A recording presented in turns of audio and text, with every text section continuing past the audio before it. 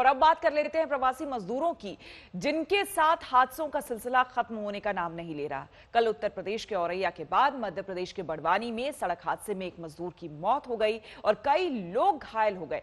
वहीं बदहाली की मार झेल रहे मजदूरों का पैदल ही अपने राज्यों की ओर जाने की कतार भी खत्म नहीं हो रही है। मध्य प्रदेश में बड़वानी में फिर से एक प्रवासी मजदूर की जान चली गई। मजदूरों से भरे मिनी ट्रक को एक दूसरी गाड़ी ने ऐसी टक्कर मारी कि मुंबई से यूपी के आजमगढ़ जा रहे कामगारों का जत्था बुरी तरह से घायल हो गया। 8 से 10 को गंभीर चोटें आईं, लेकिन उन्हीं में से एक अनिकेत ठाकुर नाम के मजदूर की जीवन लीला समाप्त हो गई। मिनी ट्रक के क्षत विक्षत अगले हिस्से को देखकर आप हादसे का अंदाजा लगा सकते हैं। मजदूर था एक लड़का, इसका नाम था अनिकेत, पिता विनोद सिंह ठाकुर, उम्र 22 वर्ष, निवासी ग्राम सजनी, जिला आजमगढ़, उत्तर प्रदेश।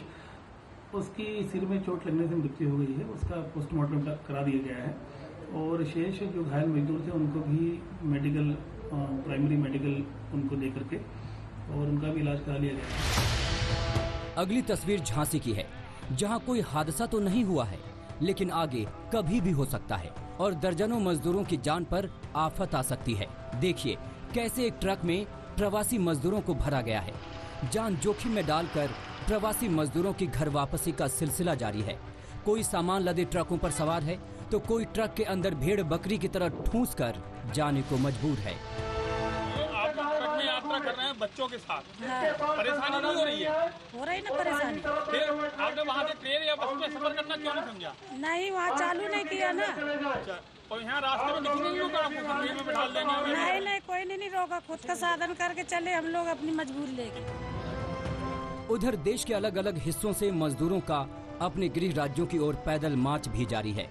लॉकडाउन में काम बंद होने के बाद दिल्ली में काम करने वाले ये तमाम मजदूर यूपी के अपने गृह जिलों की ओर लौटना चाहते हैं, लेकिन दिल्ली यूपी बॉर्डर पर गाजियाबाद पुलिस इन्हें सरहद से वापस भेज रही है। इस वक्त हम दिल्ली गाजियाबाद बॉर्डर पर मौजूद और यहाँ पर आप देखिए तमाम जो प्रवासी मजदूर हैं वो यहाँ से जाना चाह रहे हैं गाजियाबाद, लेकिन यहाँ पर आप देखिए पुलिस मौजूद है, उनको जाने नहीं दे रही है, उनको डंडा दिखाकर यहाँ से वापस कर रही है और ये कह रही है कि वापस जाइए, क्योंकि जाहिर तौर पर ऐसे में आप देख सकते हैं जो प्रवासी मजदूर यहाँ पर डटे हुए हैं, यहाँ पुलिस जो है उनको नहीं जाने दे रही। आप लोग को कोई ऑर्डर है कि इनको नहीं जाने देना है वहाँ पर? हाँ, क्वारंटाइन रखा जाएगा ना और जाने की। प्रवासी मजदूरों की बेबसी की अगली तस्वीर भी दिल्ली बॉर्डर से ही आई है, जब श्रमिक स्पेशल ट्रेन में टिकट नहीं मिला तो पैदल ही बिहार के पूर्णिया तक 1300 किलोमीटर का सफर पूरा करने का फैसला कर लिया। काम नहीं कर रहे हम लोग, कैसे क्या करेंगे, इसलिए हम लोग निकल गए।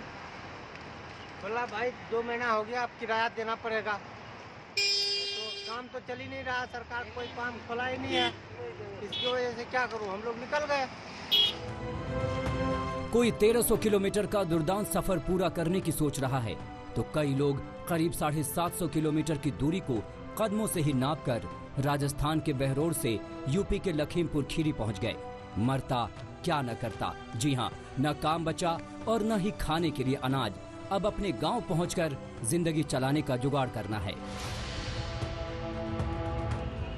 भले ही सरकार लगातार पैदल चल रहे मजदूरों से ऐसा न करने की अपील कर रही है, लेकिन जब पेट भूखा होता है तो मजबूरी में शायद किसी अपील या ऑर्डर का असर दिमाग मानने से इनकार कर देता है।